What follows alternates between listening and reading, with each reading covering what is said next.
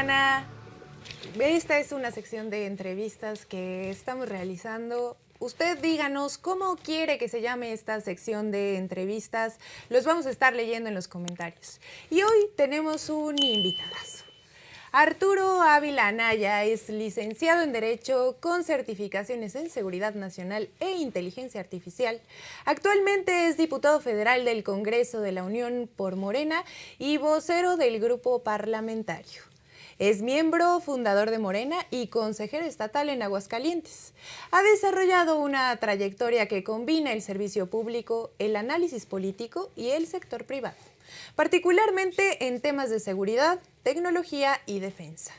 Es analista y columnista en diversos medios nacionales.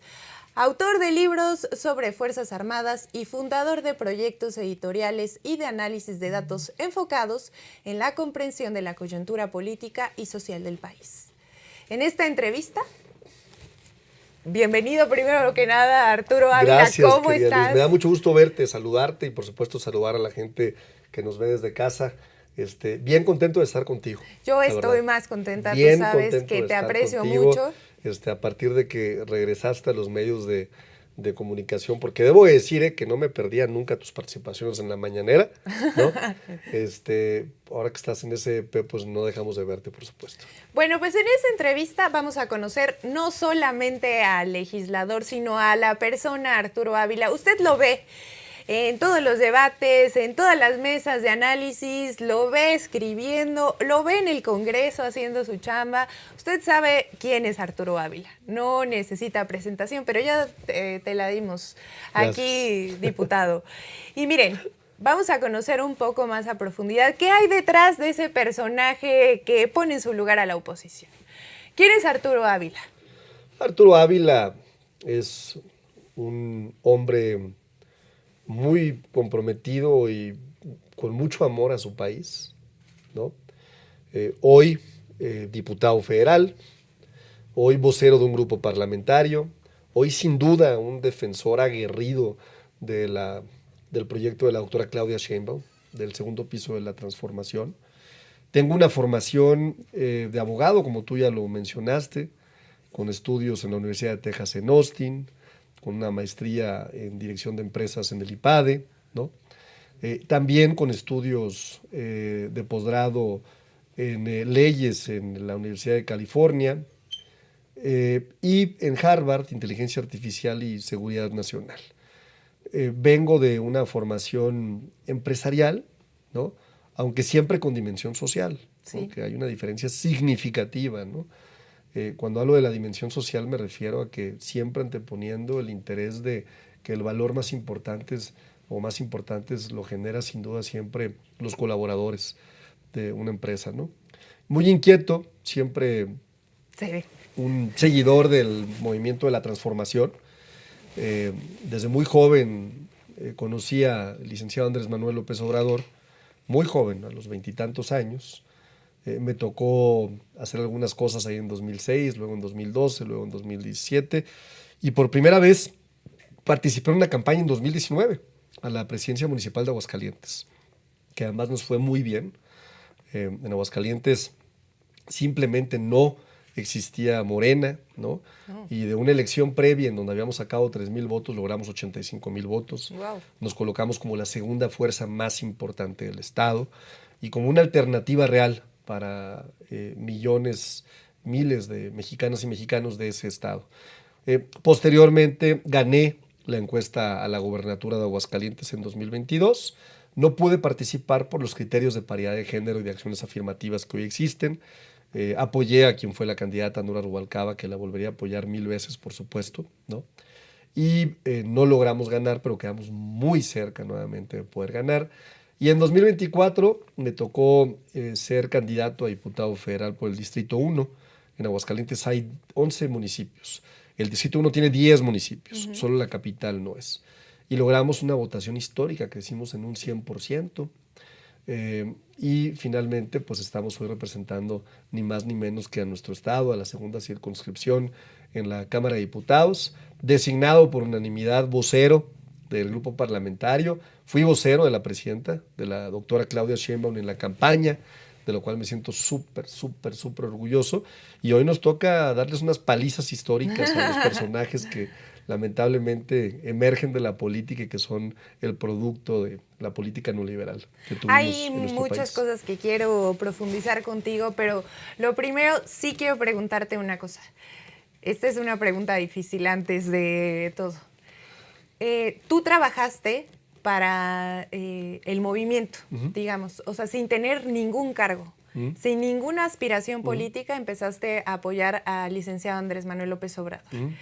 Y posteriormente tomas una decisión, digamos, que marca el futuro de tu vida, que es dejar el sector empresarial para dedicarte a la política. Así es. Con los principios de la Cuarta Transformación. No se puede servirse del pueblo. Sin duda. Sino que tú dices, yo tomo una decisión, dejo de ser empresario y me dedico a servirle al pueblo. Sí. ¿Cómo fue tomar esa decisión? A ver, muy interesante porque sin duda el sector empresarial fue un reto increíble para mí. La empresa que presidí emplea hoy a más de 1,500 personas, de los cuales casi 100 personas son ingenieras e ingenieros de Aguascalientes que han ganado premios mundiales. La empresa se dedica además a un sector especializado sin precedente en México, que es el sector militar. Exporta vehículos militares, ha participado en procesos de transferencia de conocimiento, se genera mucha investigación y mucho desarrollo, ¿no? Y entonces fue una empresa que generaba mucho valor, que sin duda tenía una enorme dimensión social, apoyaba mucho a los profesionistas del estado de Aguascalientes y de México, que además creció tanto que tiene sucursales en California, en Canadá, en Bélgica, ¿no? Entonces, una gran empresa, ¿no? Perdóname que te interrumpa, pero yo siempre que te escucho hablar de esa empresa en particular, sé el amor que le tienes a lo que hacías. Sin duda, sin duda. Entonces, justo a eso va mi pregunta. O sea, tú cambias algo que amabas profundamente y que creías que eso le hacía un bien, no solamente a, digamos, a los empresarios o a las personas que le servías, incluso a la Sedena, sino que le servía justo a tus empleados, generaba empleos y era de talla mundial. Es un orgullo. Un orgullo. Pero, ¿cómo das el paso? Es que yo vengo de una generación en donde toda la vida escuché autoritarismo, corrupción, abusos de poder, ¿no? Inflación, crisis económica, devaluación, pobreza, ¿no? Enriquecimiento ilícito. Y en esta generación me formé siempre con una enorme dimensión social de que México podía cambiar. Desde entonces, desde incluso antes de que yo liderara esta empresa tan exitosa, estuve muy cerca de la primera campaña de Andrés Manuel López Obrador, siendo un jovencito. Te voy a contar una historia que es buenísima, porque yo era director en ese momento, tenía como 20 y tantos años, de una empresa transnacional. Director, un empleado, un ejecutivo, ¿no? Y me iba muy bien, la verdad. Y un buen día... ¿Ya estabas casado? ¿Tú tenías hijos? Ya tenía un hijo chiquititito, Emilio. Yo creo que tenía 1 año, 2 años, pero lo tuve muy chico, lo tuve a los 21, 22 años. Y entonces... me acuerdo que un amigo me dice, oye, ya iba a ser el proceso electoral y él sabía que a mí me encantaba y le tenía un amor profundo a mi país. Oye, ¿te gustaría conocer a Andrés Manuel López Obrador? Por supuesto que sí, ¿no? Es que hay posibilidad de que te lo pueda presentar, sobre todo ya muy cerca de la elección de 2006. Y entonces me llevan a una primera reunión y en esta primera reunión hay personajes que son muy cercanos al movimiento de la transformación. Me acuerdo que estaba Marcelo Ebrard, estaba Mario Delgado, estaba Julio Scherer, estaba, si no me equivoco, también Camacho Solís, ¿no? O sea, personajazos. Personajazos, ¿no? Y en esa reunión me platican, oye, vamos a ganar 2006. O sea, todas las encuestas dicen que vamos a ganar. Y la derecha, sin duda, va a tratar de mandar un mensaje de que le va a ir muy mal al sector empresarial, ¿no? Cuando no hemos escuchado eso, no siempre, no toda la vida, ¿no? Nos vamos a convertir en Cuba y en Venezuela, ¿no? El tipo de cambio va a estar en 28 pesos, ¿no? Falso, ¿no? Pero bueno. Y entonces había la intención de que ciertos personajes que teníamos sin duda una simpatía con el movimiento y con el licenciado Andrés Manuel López Obrador, dijéramos, no va a pasar nada. a México le va a ir bien, ¿no? La enorme diferencia es que pues yo era un empleado, ¿no? No era el dueño de mi empresa. Y entonces me dicen, ¿cómo ves si participas en un spot diciendo que nos va a ir bien? Pues yo dije, me vale gorro, ¿no? Pues participo en un spot. Entonces, en 2006, como una semana antes de la campaña de Andrés Manuel, una serie de empresarios y ejecutivos nos atrevimos a decir, estamos con el licenciado Andrés Manuel López Obrador y no hay nada que temer, ¿no? Nos va a ir muy bien, ¿no? Bueno, sí sabes lo que me pasó al siguiente día, ¿no? De que ¿Te la publicación corrieron? me corrieron de mi trabajo, ¿no? Entonces, pues dije, bueno, qué interesante, ¿no? Yo creo que es la vez que me han corrido y me he sentido muy orgulloso de haber Sí, hecho algo dignifica. por lo correcto, ¿no? No por el incentivo económico, no por lo que representa tener un buen empleo, no por lo que representa el tema material, sino por lo que representa poder cambiar y transformar el futuro de un país. Y desde entonces dije, bueno, está bien, ¿no? Yo voy a seguir en esta lucha, sí, en la parte empresarial, pero sí tratando de transformar la realidad de mi país. Y entonces estuve muy activo en la campaña del 2012. En 2018 me tocó ser un enlace con los empresarios en la segunda circunscripción. Y bueno, pues en 2018 logramos finalmente lo que era predecible y lo que parecía imposible en 2006, ¿no? Ganar la elección y darle un rostro distinto a nuestro país. Pero hasta ahí, o sea, hasta 2018, tú eras un empresario Seguí prominente. siendo empresario. Incluso cuando fui candidato, que no tenía ningún cargo público, fui empresario. La primera vez que yo tengo un cargo público en mi vida es en 2024, si no me equivoco, ¿no? Cuando me invitan a ser jefe de la unidad de enlace de la Secretaría de Gobernación. Okay. Y estuve muy poquito tiempo porque después quise participar en el proceso interno de Morena y ahí es donde acabé siendo vocero de la campaña de la doctora Claudia Sheinbaum. Y finalmente la doctora en un momento, fíjate qué interesante, voy a contar una indiscreción. A Ni modo, ver. ¿no? La doctora me busca y me dice, oye Arturo, es muy importante, ¿no? Que definas, ya había ganado, ya habíamos ganado, ya era diputado federal electo, ¿no?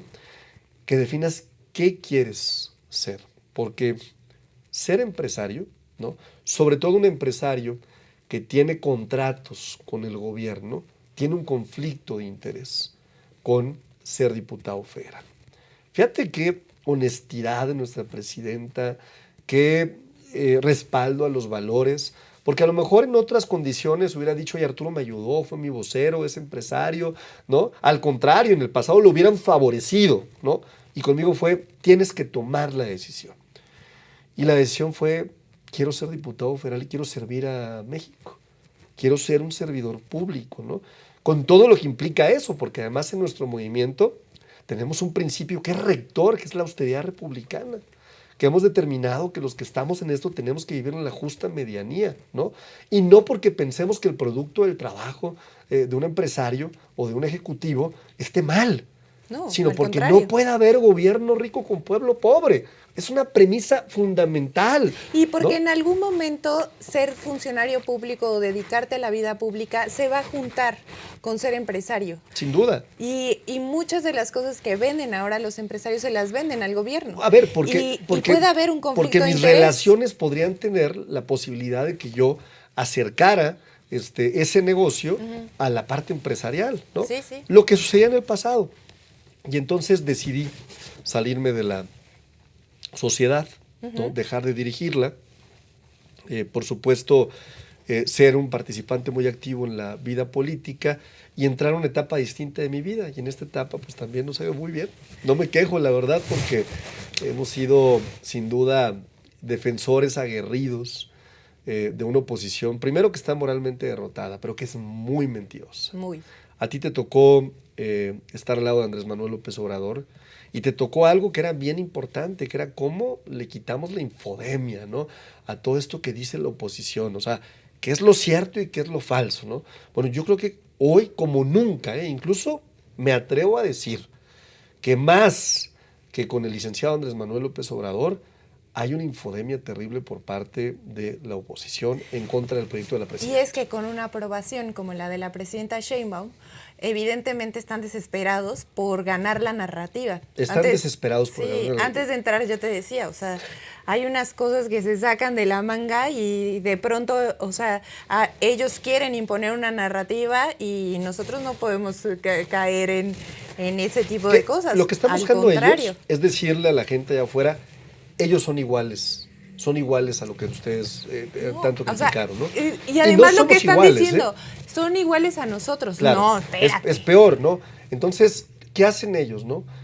Hay una técnica discursiva que tiene que ver con una falacia muy clara, ¿no? En donde magnifican, ¿no? Cosas que pueden ser sí errores, ¿no? Que pueden ser sí temas importantes y lo convierten en eso es Morena, ¿no? Y es curioso porque nos trataron de poner el mote de narcogobierno, Uy. ¿no? Ellos son los únicos que se asociaron con el narcotráfico. Mira, fíjate la que- única persona sí. condenada hoy que está en una cárcel en Estados Unidos y que fue condecorada por Felipe Calderón y que recibió contratos con Enrique Peña Nieto, fue Genaro García Luna. En ¿no? las últimas 2 semanas, bueno, ellos se la cansan de decir, sobre todo a ti, en los debates, no, ya chole con Genaro García Luna y que es lo único que tienen en contra de nosotros y no sé qué. O sea, en las últimas 2 semanas han detenido a sus cómplices. O sea, estamos pagando la herencia maldita y todavía ellos se atreven a decir Oye, con una ¿cómo? audacia, ay no. Es que ya chole Genaro García Luna, sigue saliendo la porquería. Pero ahí ¿no? está Francisco Javier Cabeza de Vaca Uy. también, que es un perseguido. Ahí está César Duarte también, ¿no? Que acaba de ser nuevamente encarcelado, afortunadamente, porque la gobernadora de Chihuahua lo liberó, y hay que decirlo también, ¿no? Y ahí hay una cantidad de ejemplos de impunidad de los gobiernos del PAN y del PRI. Por favor, ¿con qué cara vienen ahora a decirnos a nosotros o a nosotras que encabezamos un gobierno que no está haciendo lo correcto? Entonces, sí, la oposición ha amplificado eso, sí trae apoyo internacional también. O sea, ya detectamos una red de una derecha internacional que fue importante en la amplificación de comunicación digital en Brasil, en el caso de Bolsonaro, en Argentina, en el caso de Milei, ¿no? En ambos casos muy distinto porque sí había cierto descontento social con los gobiernos progresistas, ¿no? Entonces lograron de alguna forma crear narrativas a través de mentiras, a través de que conectaban con el sentimiento de la gente. En nuestro país, ¿por qué no conecta? Pues porque estamos dando resultados. 13.4 millones de mexicanas y mexicanos que salieron de la pobreza. Cuando Felipe Calderón metió a 3.4 a la pobreza, Enrique Peña Nieto a 3.8 millones de mexicanas y mexicanos, salario mínimo sin precedente, 154% de aumento. Sí. ¿Qué decían ellos? Liz, decían, no se puede subir el salario mínimo por encima de la inflación, digo, por encima del índice nacional de precios al consumidor porque vamos a generar una gran inflación.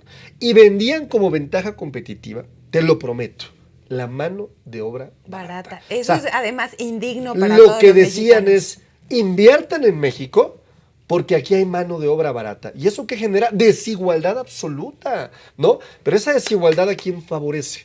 Cuando en un país tan rico, que hoy es la 11ª economía mundial, ¿a quién favorece? Pues a los que más tienen, obviamente. Entonces vivimos en un país en donde los 5 más ricos, ¿no? Sin demérito absoluto de nada, tienen riquezas que son iguales a los productos internos brutos de países completos, ¿no? Oye, ¿está bien o mal? Bueno, pues me parece que en un país donde hay mucha desigualdad y hay pobreza sí está mal, ¿no? Y entonces el gobierno tiene que entrar con una serie de acciones fuertes, contundentes, para equilibrar la desigualdad. Y nuestro gobierno, con resultados que no digo yo, ¿no? Que lo dice el Banco Mundial, que lo dice la CEPAL, pues ha logrado reducir la desigualdad como ningún otro país, solamente Canadá y México, en los últimos 7 años, de acuerdo al coeficiente Gini, han logrado una reducción sin precedentes. Es decir, en México la brecha de desigualdad cada vez es menor. Y eso es deseable en cualquier sociedad. Todos los países nórdicos que han logrado niveles de vida y de bienestar muy importantes, ¿no? ¿Qué tienen en común? Pues tienen niveles de desigualdad muy bajos. Es decir, la gente obtiene los mismos derechos, los mismos servicios, la misma educación. Es decir, todo el que nace en estos estados de bienestar, por el simple hecho de nacer en este espacio, obtiene los mismos beneficios que una persona que puede estar más privilegiada, ¿no? Oye, ¿eso es comunismo? No, no es comunismo en lo absoluto, se llama estado de bienestar, ¿no? Y se llama acercarle a cualquier persona las condiciones que le permitan tener, pues, una vida feliz, porque lo más importante es ser felices. Pero aquí te enfrentas a los ambiciosos, ¿no? Que le tienen muchísimo repele al pueblo de México, que no les importa tener a millones de mexicanas y mexicanos en la pobreza, que son, sin más ni menos, que los panistas, que los priistas, que hoy el modelo pues está cambiando radicalmente. Y que no les conviene tampoco de aceptar que la presidenta lo está haciendo bien, porque pues eso no les conviene a sus partidos políticos. Pero además es evidente, ¿no? No tienen proyecto. O sea, a ver, los programas sociales, ¿no? Que desprecian, que odian, ¿no? Que votaron en contra en el presupuesto, ¿no? Que Vicente Fox decía, esos adultos huevones que mejor se pongan a trabajar, ¿no? Y que incluso en algunos estados como el mío en Aguascalientes desprecian, o sea, piensan que es una dádiva. Oye, espérame tantito, adultos mayores. De 60 años las mujeres para arriba y de 65 los hombres. ¿De veras? ¿No merecen una pensión ya como resultado de la última etapa de su vida? Que además le va a aliviar un peso a las familias que a veces los abandonaban, que además va a generar una dinámica de consumo que va a ayudar a la economía. Y que Mira, además, volviendo un poco a lo que decías de lo importante es ser feliz, yo creo que la pensión los hace autosuficientes, digamos, en una parte de su vida, y con eso ellos pueden exigir dignidad. A lo mejor suena muy loco lo que estoy diciendo, no tienes toda la pero razón. justo es eso. O sea, ahora, por ejemplo, con lo de la ley de despojo, ¿por qué los hijos se sienten con derecho de despojar a sus padres de su patrimonio? ¿Cómo? Y ya con algo que ellos tengan seguro cada mes, ellos pueden decidir por su vida y su bienestar. Y eso que genera, pues, un estado de felicidad también. Sin duda, y dijiste algo muy importante, de dignificación del adulto mayor, porque las culturas más ancestrales, y yo creo que tienen una gran cantidad de valores, ¿no? Son las que le tienen un enorme respeto a sus adultos mayores. Hay ejemplos en Asia, por ejemplo, ¿no? Del enorme respeto que se le debe tener a los adultos mayores, ¿no? A los que ya caminaron, a los que ya pasaron, a los que ya trabajaron, a los que ya se forjaron, ¿no?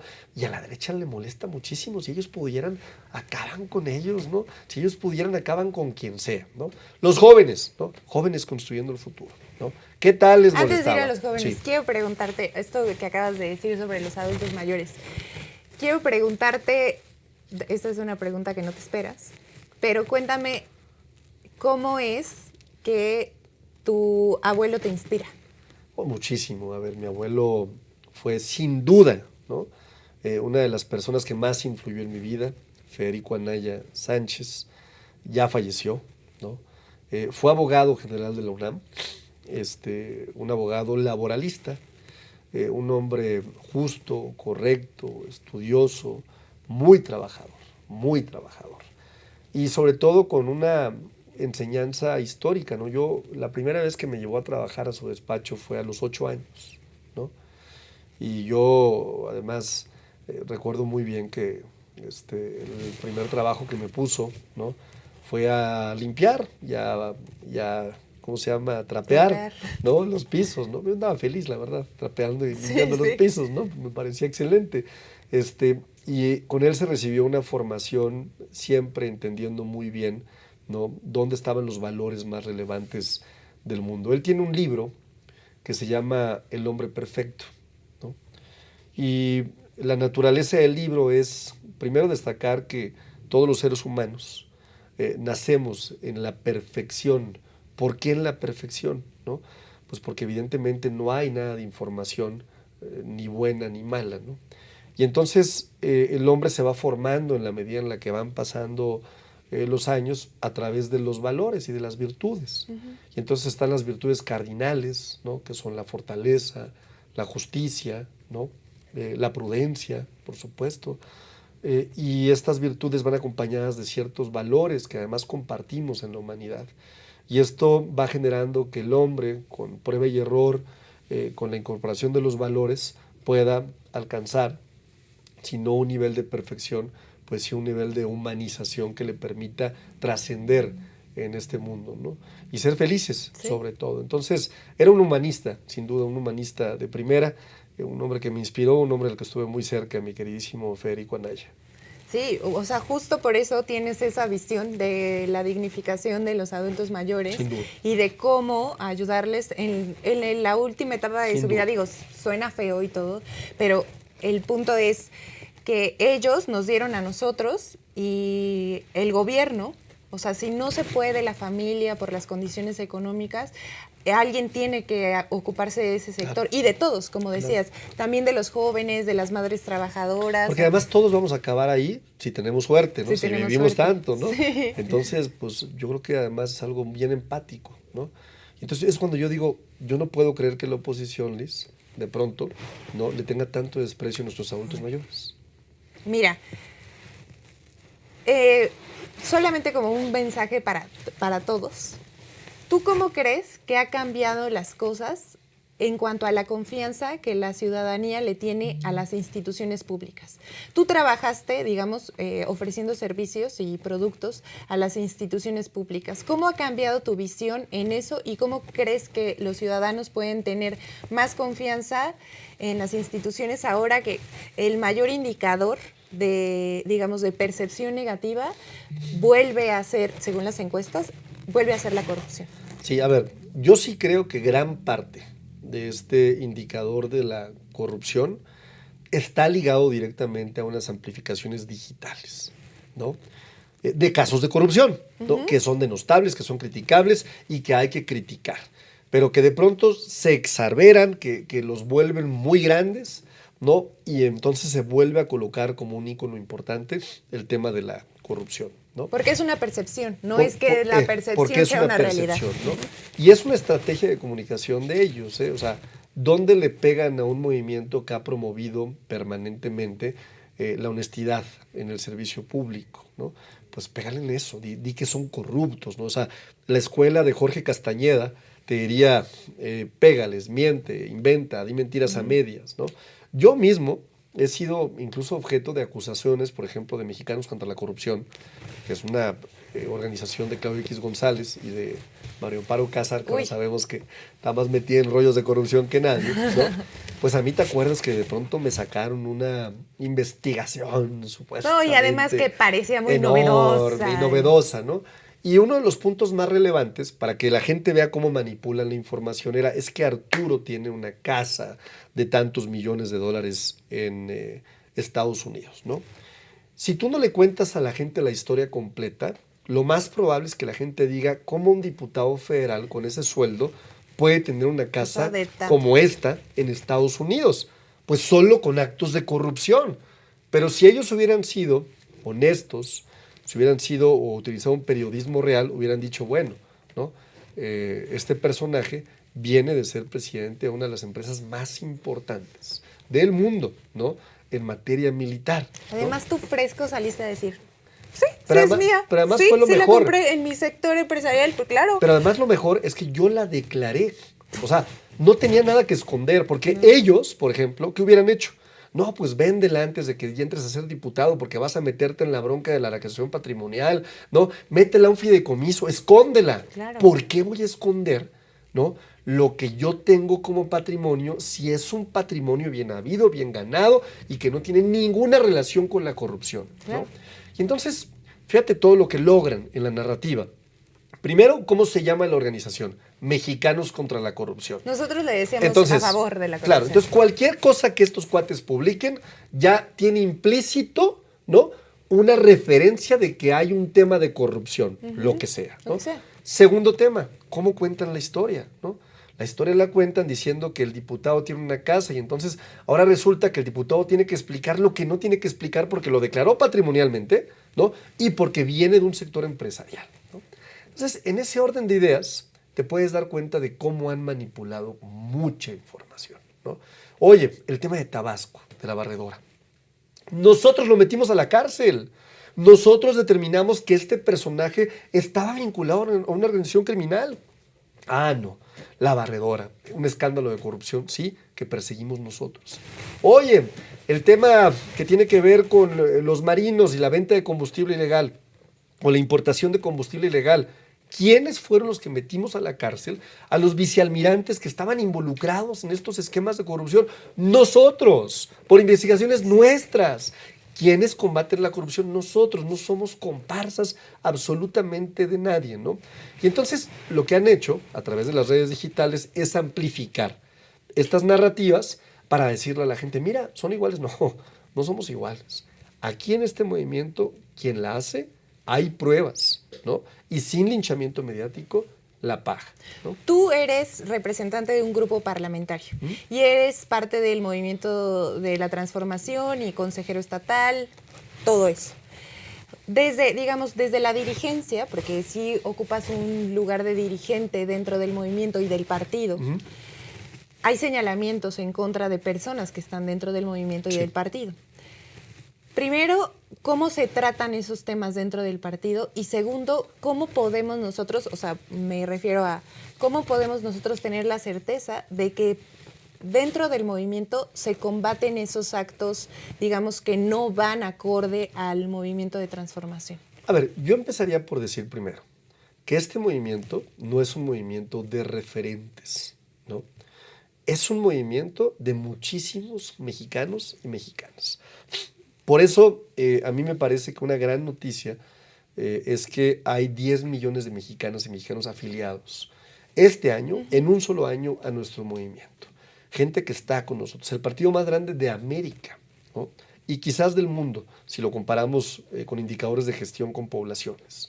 Entonces, ¿qué hace este movimiento? Su gente. Obviamente, habemos liderazgos dentro del movimiento.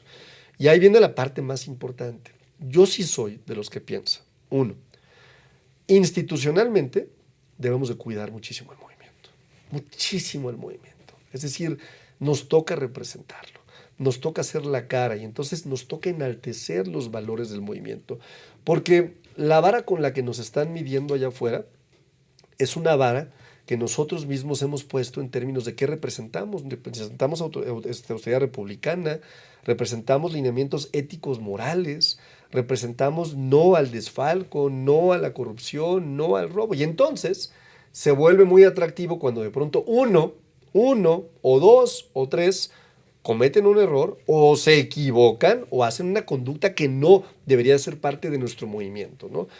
Y entonces el tema es decirle a la gente, esto no representamos nosotros. Y por eso se creó ya dos figuras que a mí me parecen, tres figuras que me parecen fantásticas en el movimiento.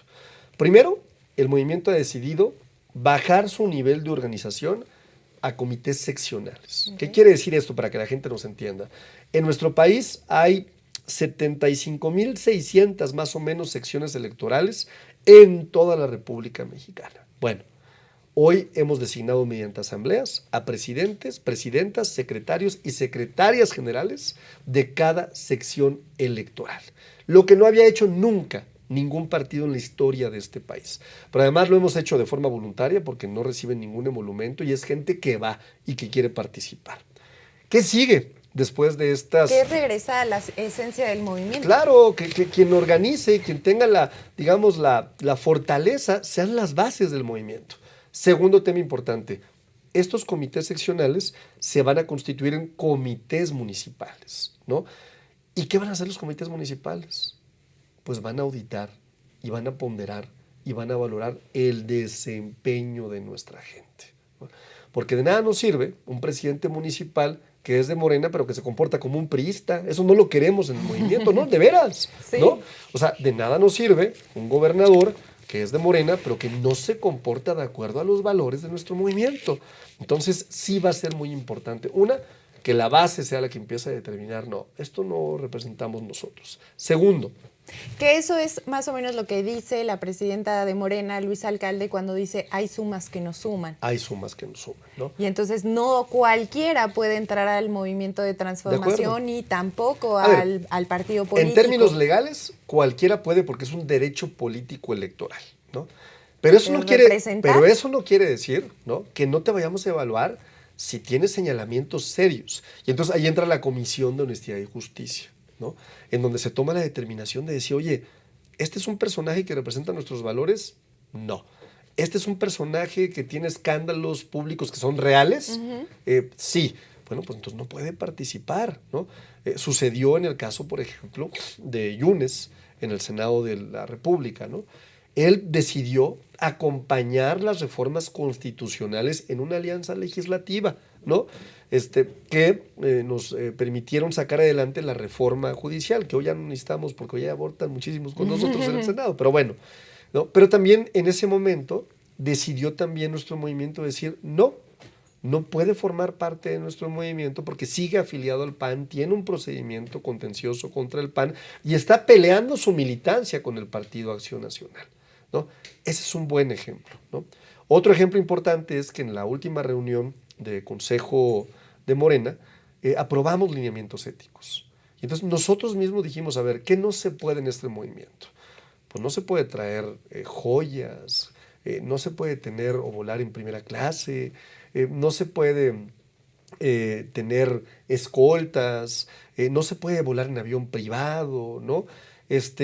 Excepto escoltas si los necesitas porque Sí, si tu desempeñas vida una está así, función. tienes el Ni proyecto. modo que Omar García Harfuch, No, ¿no? Después bueno. de los resultados que está dando, que son excepcionales en el gabinete de seguridad, acompañado del general Trevilla, del almirante Pero para eso hay secretario. exámenes de ¿no? riesgo Claro, de los entonces a funcionarios. eso sí, pues, ¿no?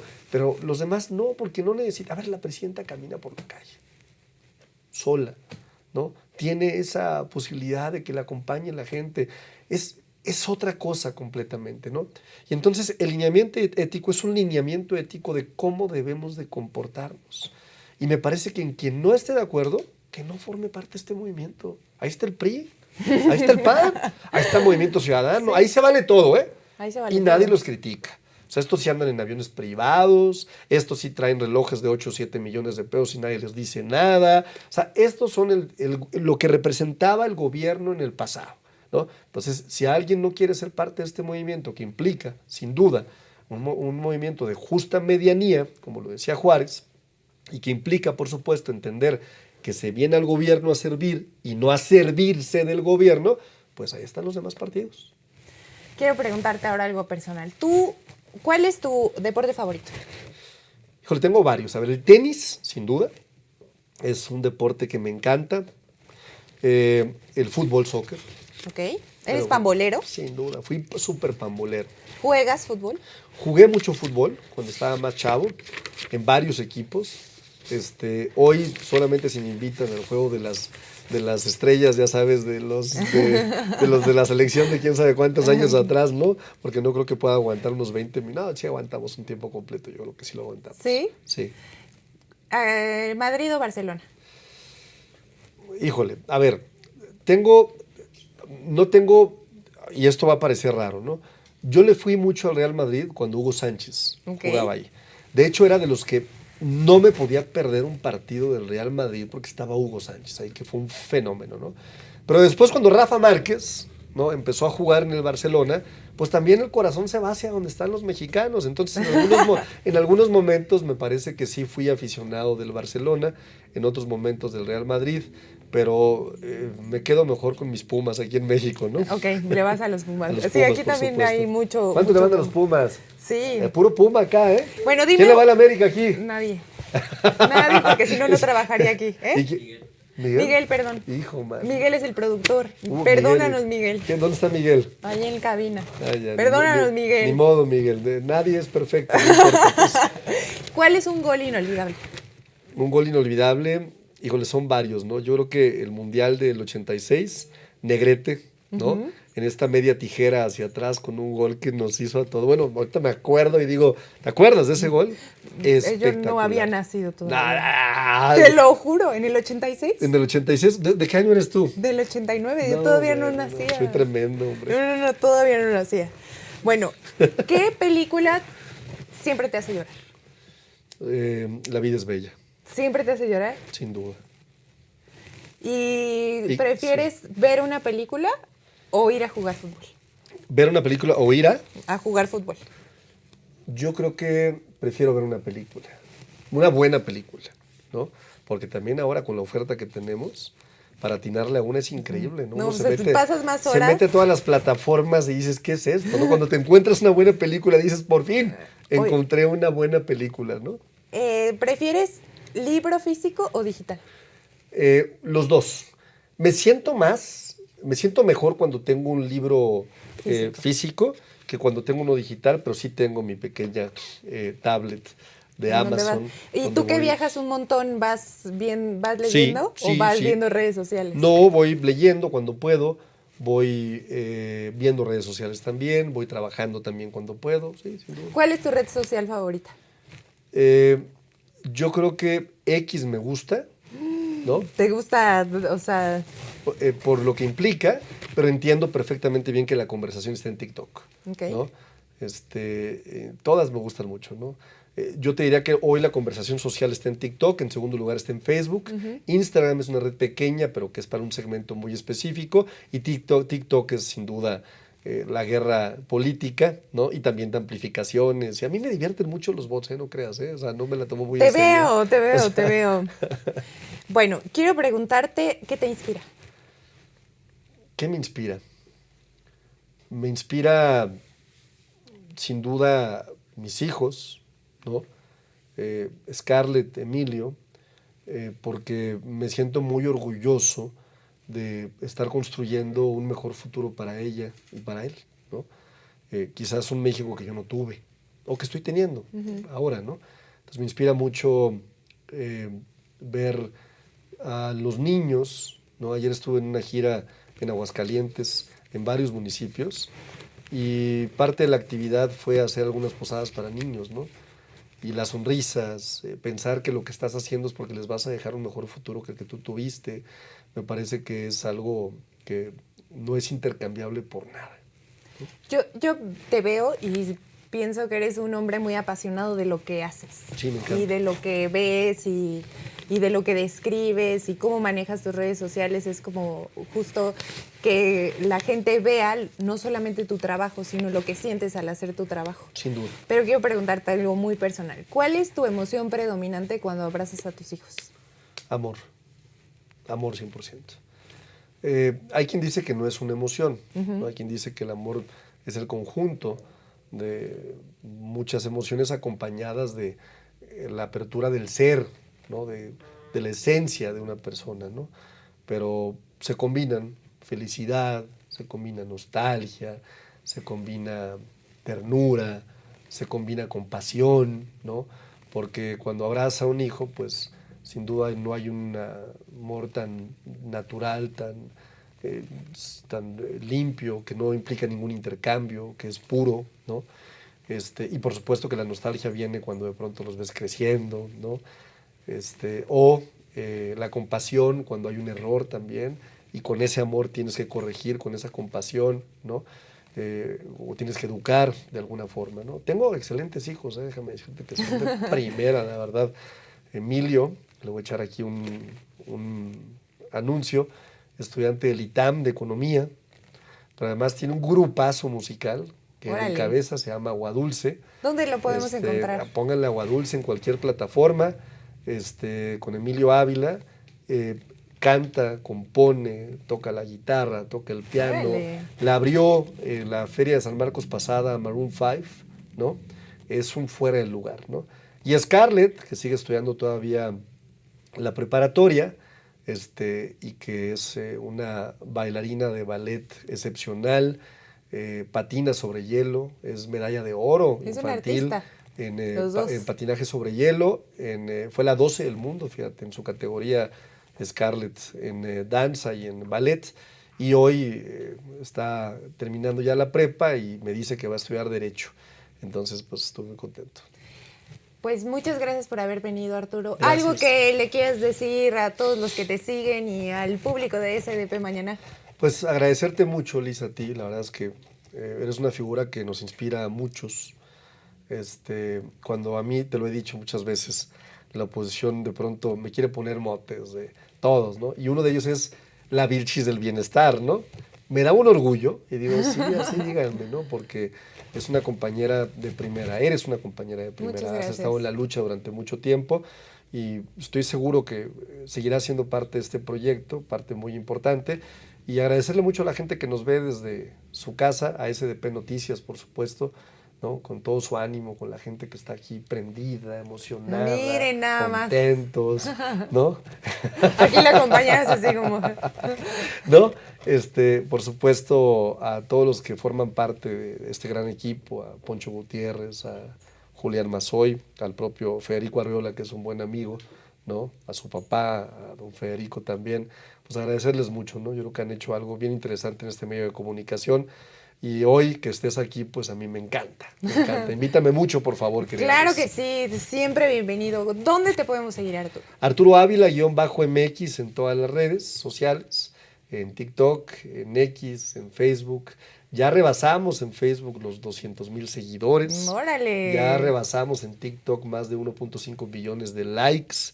Estamos por llegar a los 50,000 en X, ¿no? Y en Instagram también ya estamos por llegar a los 50,000 seguidores.